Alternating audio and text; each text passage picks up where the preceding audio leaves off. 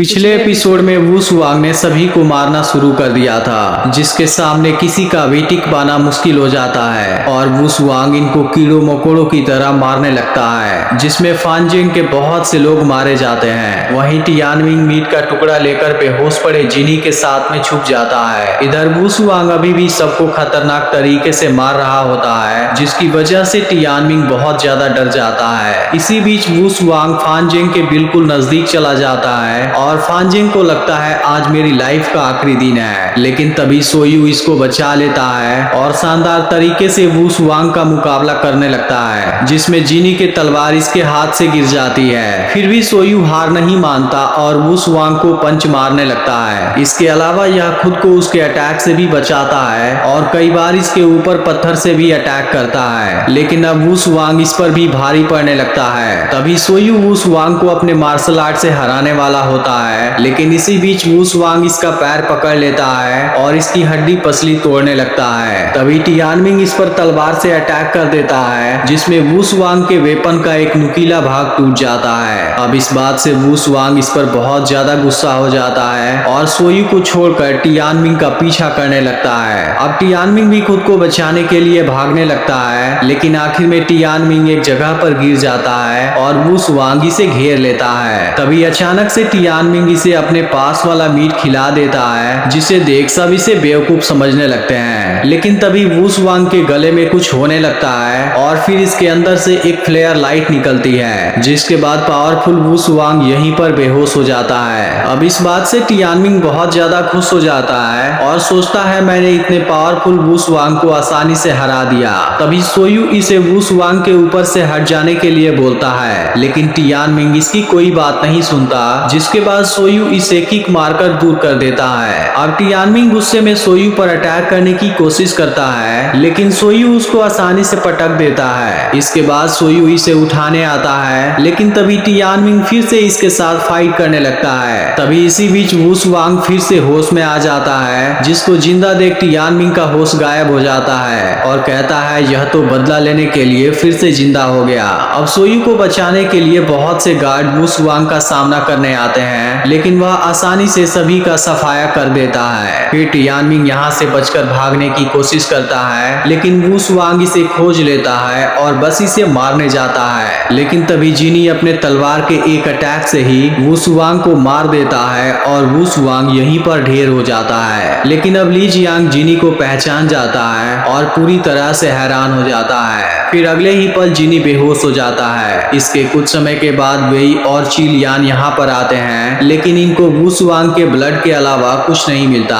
और वेई जान जाता है कि यह मर्डर जिनी ने किया है। फिर वह चिलियान को बताने लगता है कि जिनी की तलवार टॉप 10 में दूसरे रैंक पर आती है, जिसकी ब्लेड बहुत यूनिक है। इसी के साथ वेई समझ जाता है कि जिनी बहुत बुरी तरह जख्मी है, क्योंकि उसने वू सुआंग पर अपने फुल पावर से अटैक नहीं किया था। फिर वेई सोचता है आखिर इस विलेज में रहता कौन है, यह पूरा विलेज एक रात में दूसरी जगह रिलोकेट कैसे हो गया। तब चिलियान बताती है कि असल में यह सब चू किंगडम के बचे हुए लोग थे, जो इस जगह पर छुप कर रह रहे थे। इस पर वेई पूछता है क्या यह वही लोग थे जिनसे यिंग जेंग डरा हुआ है, आखिर ये किस फैमिली से हैं। फिर चिलियान कहती है जब चू का विनाश हो गया सियांग फैमिली इस डायरेक्शन में बचकर आई थी। फिर वेई कहता है मैंने सुना था भले ही चू किंगडम की तीनों फैमिली चली गई, फिर भी चू किन को जरूर बर्बाद कर देगा। इसी बीच फानजेंग का एक गार्ड इन पर नजर रख रहा होता है। वहीं चिलियान बताती है कि वो चू किंगडम के सबसे पावरफुल फैमिली थे, लेकिन मैंने अब कांगलिंग को मैसेज भेज दिया है जो उनको जल्दी ही ट्रैक कर लेगा।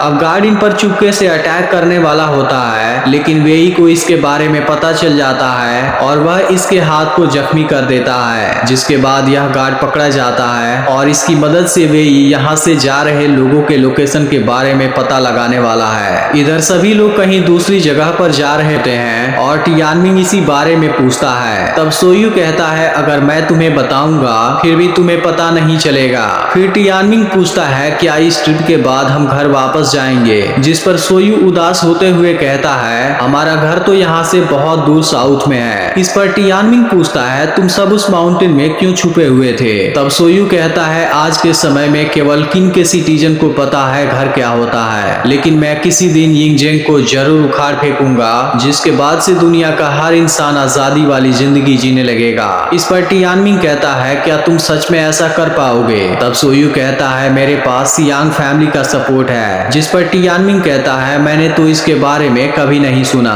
तब सोयू कहता है ऐसा कोई नहीं होगा जिसने सियांग फैमिली के बारे में नहीं सुना हो, क्योंकि वह सबसे स्ट्रॉन्ग फैमिली थी, लेकिन हम किन से इसका बदला जल्दी ही लेंगे। फिर टियानमिंग कहने लगता है मेरे अंकल जिनी से ज्यादा पावरफुल कोई नहीं हो सकता, क्योंकि उन्होंने अकेले ही किन के पूरे 300 सोल्जर को मार दिया। तब टियानमिंग कहता है वह जरूर तुमको बचाते हुए जख्मी हुए होंगे। यह सुनते ही टियानमिंग इमोशनल हो जाता है। इधर जिनी भी याद करने लगता है कि यिंग जेंग लोगों से बहुत ज्यादा काम कराता था और उनको टॉर्चर भी करता था, जहां उनके साथ में जानवरों के जैसा बिहेव किया जाता था। और इस चीज से जिनी बहुत ज्यादा दुखी होता है और वह बिना किसी लड़ाई झगड़े वाली एक पीसफुल लाइफ जीना चाहता है। अब सभी लोग ऐसे ही आगे बढ़ते रहते हैं। फिर सोयू टियानमिंग से पूछता है तुम और तुम्हारे अंकल आखिर जा कहाँ रहे थे? इस पर टियानमिंग उदास होते हुए कहता है यह बात मेरे और जिनी के बीच की सीक्रेट है। फिर सोयू कहता है मैं तो केवल बताना चाहता था यह जर्नी कितनी खतरनाक है। तब टियानमिंग कहता है मेरे अंकल के सामने कोई नहीं टिक सकता। जिस पर सोयू कहता है ऐसा लगता है तुम उनके असली आइडेंटिटी के बारे में नहीं जानते।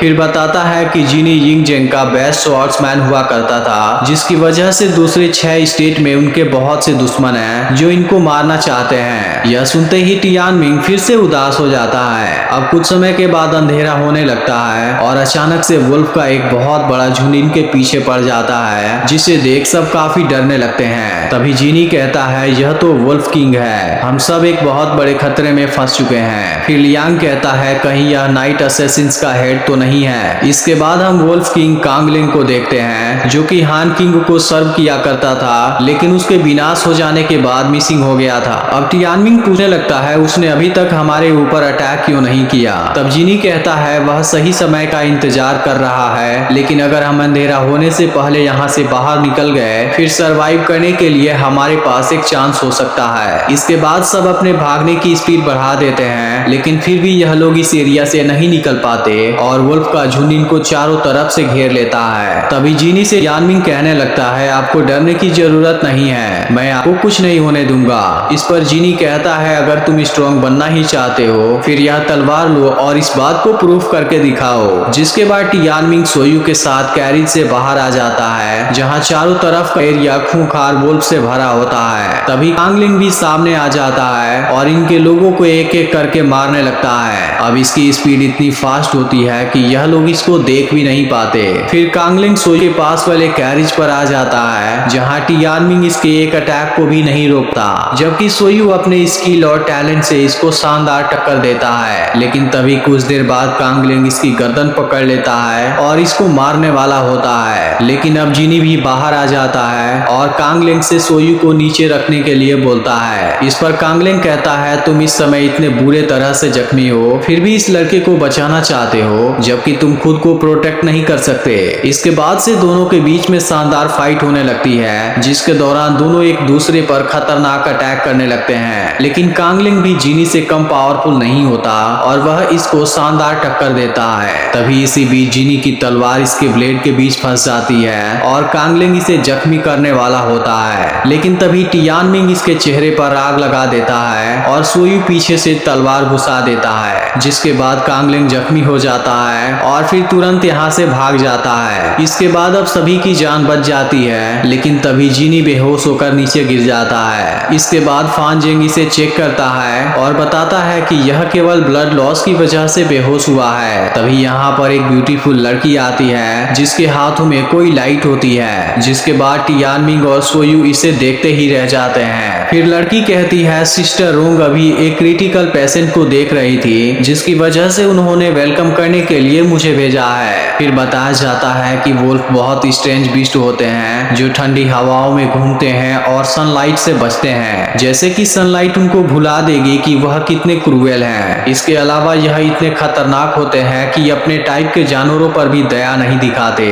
और इसी के साथ यह एपिसोड एंड हो जाता है। किंग्समून का यह दूसरा पार्ट आपको कैसा लगा कमेंट करके जरूर बताइएगा, और अगर आपने इसका पिछला पार्ट मिस कर दिया हो तो लेफ्ट वाली वीडियो देख लीजिएगा।